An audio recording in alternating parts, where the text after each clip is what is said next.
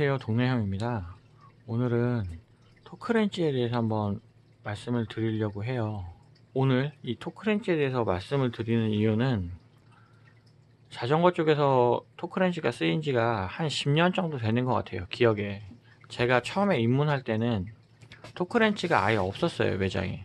있어도 요새처럼 볼트를 조이는 용도가 아니라 비비를 조이는, 레버가 상당히 길어서 레버가 한 1m 정도 되고, 뉴턴, 이 토크렌치의 단위인 뉴턴미터나 킬로그램 퍼 미터 이 값이 상당히 큰 렌치들을 쓰셨거든요. 그런데 어느 순간부터 이제 알루미늄 프레임에서 알루미늄 경량 프레임, 그리고 카본 프레임에서 카본 경량 프레임으로 넘어오면서 볼트로 조여야 하는 부분들에 적당한 값을 제조사들이 표기를 하기 시작했어요. 그러면서 자전거 쪽에서는 이제 토크렌치가 들어왔는데, 보시는 것처럼 저는 그냥 파커툴 거를 써요. 대만 게 좋다, 아니면 독일 게 좋다, 어디가 가성비가 뛰어나다, 사실 이런 얘기는 이번 시간에 할 이야기는 아닌 것 같고요. 토크렌치를 올리는 이유는 이 토크라는 건 회전력이거든요. 이 헤드 부분에서, 스퀘어가 있는 헤드 부분에서 이 손잡이 부분을 자꾸 돌렸을 때 딸깍하는 헤드에 걸리는 힘이 토크예요. 그러니까 거리대 누르는 힘을 회전력으로 바꿔서 나타내주는 게 토크렌치예요. 나타내준다라기보다는 그걸 우리가 임의로 설정을 해서 사용을 하고 있죠.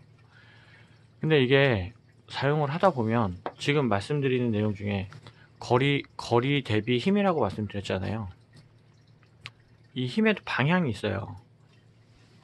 토크렌치를 지금은 누구나 쉽게 구매를 해서 싼 거는 한 2, 3만원부터 비싼 거는 한 몇십만원짜리도 있죠. 그런데 토크렌치가 보급화가 되고 자가 정비가 많아지면서 오히려 볼트가 망가지거나 머리 부분이 뭉그러지거나 아니면 크랙의 요지가 크랙이 발생하는 경우가 더 많아졌어요. 대부분 매장 오셔서 하는 말씀들이 적정 토크 값을 주고 조였는데 C포스가 내려간다, 아니면 스템이 내려간다, 혹은 핸들바가 내려갔다, 이런 얘기들을 하시거든요. 그 얘기는 뭐냐 하면 토크렌치를 사용하는데 이 사용법이 익지 않으신 거예요. 무슨 얘기냐면 토크렌치는 어느 지점에서 돌리느냐에 따른, 이것도 굉장히 중요해요. 어느 지점에서 돌리는 것도 중요하고, 돌릴 때 손목을 보시면 제가 같이 따라서 돌잖아요. 이 힘의 방향도 굉장히 중요해요. 저 같은 경우는 토크렌치를 판매를 하면 사용하시기 전에 저희 매장에서 구매를 하셨으니까 오셔서 토크렌치 사용법을 한번 알고 가세요라고 안내를 드려요. 그런데 대부분 영상을 보시거나 토크렌치 맞춰서, 그러니까 토크의 힘을 맞춰서 사용법을 알고 있다고 말씀을 하시는데, 토크렌치의 한 부분만 아시는 거예요. 특히나 자전거처럼 앞에 이 스퀘어가 작은 것들은 힘의 방향이 굉장히 중요합니다. 이게 왜 중요하냐 하면, 힘의 방향이 틀어지면 토크가 덜 걸리거나 아니면 토크가 더 걸려요. 근데 다행히 이렇게 헤드가 꺾이는 용도의 것들은 토크가 더 걸리진 않아요. 근데 토크는 안 걸리는데 왜 크랙이 나냐, 집에서 조여 보니 4N으로 했는데 C포스가 내려가고, 5N으로 했는데 핸들바가 돌아가고, 6N으로 했는데 스템이 내려가요.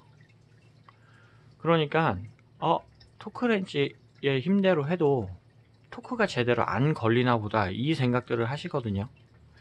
그렇다 보니까 5N짜리에 약간의 힘을 더하고 4N짜리에 4.2, 4.3을 쓰세요. 그런데 중요한 건 뭐냐 하면, 그렇게 사용을 하셔도 돼요. 한 10% 정도의 뭐 힘 같은 경우는 특별히 망가지거나 하진 않아요. 자전거 프레임이나 핸들바나 스템은 괜찮을 거예요. 그런데 볼트는 그 미세한 힘의 차이에 뭉그러져 나가요. 근데 뭉그러져 나가면 뭐가 문제냐 하면 제대로 안 박히고 안 걸리기 때문에 토크 힘이 제대로 전달이 안 돼요. 그러면 사용하시다가 계속 조금씩 힘을 늘려요. 힘을 늘려서 어느 순간 과하다 싶을 정도로 들어가 버리면 순간적으로 견딜 수 있는 스트레스를 못 견뎌서 프레임이 깨진다거나 핸들바가 크랙이 난다거나 아니면 뭐 스템 앞에 스템 덮개가 찢어진다거나 이런 일이 발생을 하거든요. 그래서 오늘 안내를 해드릴 건 어떻게 하면 토크렌치를 제대로 사용을 할 수 있는지, 내가 원하는 힘으로 조절을 하고 사용을 할 때 그 힘을 어떻게 해야 가능한 한 잘 전달을 하는지에 대해서 안내를 드리려고 해요. 간단하게나마 토크렌치 사용법을 말씀을 드리면, 뭐 보시면 아시겠지만 이미 뭐 다른 분들도 굉장히 많이 설명을 하셔서 뭐 그냥 훑고 지나가자면, 안쪽에 보이는 눈금이 있어요. 눈금이 있고, 이 눈금이 토크 값이죠. 만약에 제가 5Nm로 맞추고 싶다 그러면 밑에 거를 뽑아서 돌리세요. 돌려서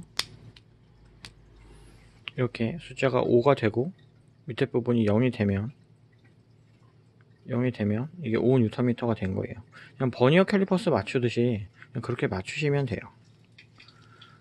C클램프를 조여볼 건데요. C클램프의 뉴턴 값은 대부분 뭐 경량 같은 경우는 4에서 일반 입문용 카본이나 혹은 뭐 알루미늄 같은 경우는 6에서 8N이에요.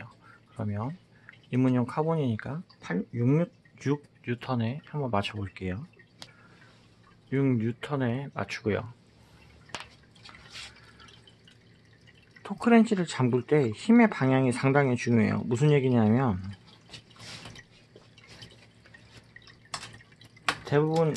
대부분 토크렌치를 사용을 하시면 그냥 이 상태로 사용을 하게 돼요. 이렇게 해서 당기시죠. 이렇게 당기시는데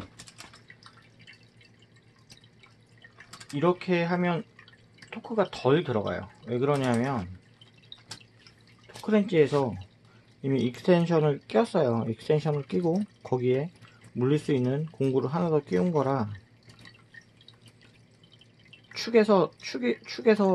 축의 센터에서 힘에 걸리는 방향이 굉장히 멀어요.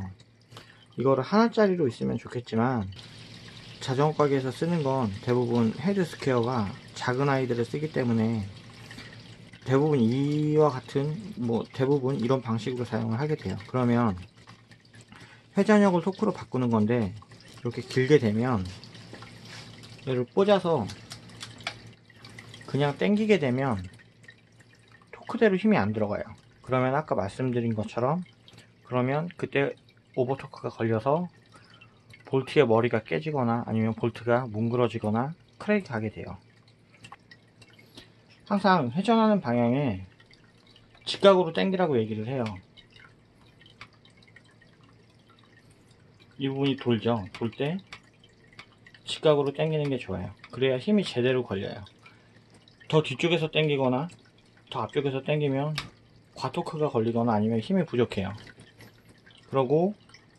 그러면 뭐 무조건 수직으로 당겨야지만 힘이 그대로 들어가냐. 그래서 이 부분에 대해서는 허용 범위가 있어요. 몇 도냐면 한 15도 정도, 15도 정도를 벗어나시면 안 돼요. 그래서 15도 정도가 힘의 방향이 안 당기는 방향이 안 벗어나게 당겨주시면 됩니다. 이렇게 쓰시면 크게 과토크가 걸리거나 힘이 덜 걸려서 볼트의 머리가 뭉그러지거나 아니면 프레임이 깨지거나 이런 일은 없을 거예요. 그런데도 가끔 보면 똑같이 했는데 잘 안 되시는 분들이 있어요. 그런 분들 같은 경우는 저 같은 경우는 토크렌치를 굳이 권해 드리지 않아요. 토크렌치도 이렇게 바타입으로 되어 있는 게 있고, 토크 값이 정해져서 아주 짧게 힘쓰기 되게 좋게 되어 있는 것들이 있어요. 단품으로 파는 것들이 있어요. 그런 거를 쓰시는 걸 추천드려요. 어떤 거냐면,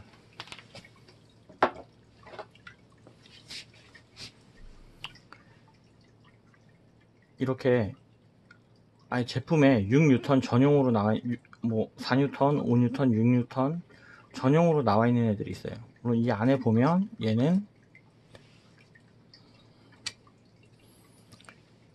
이렇게 소켓도, 그러니까 툴도 같이 들어 있거든요. 이런 아이들은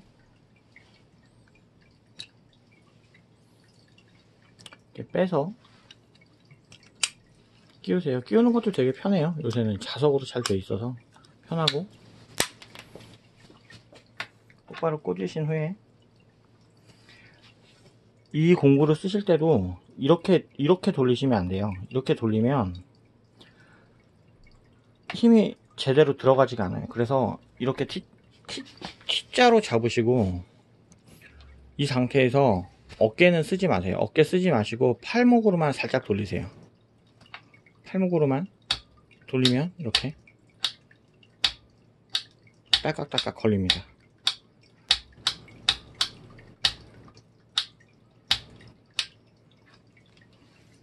4, 5, 6 정도 가지고만 계셔도 웬만한 자전거 부품들은 다 조립하시거나 정비하시는데 큰 문제가 없을 것 같습니다.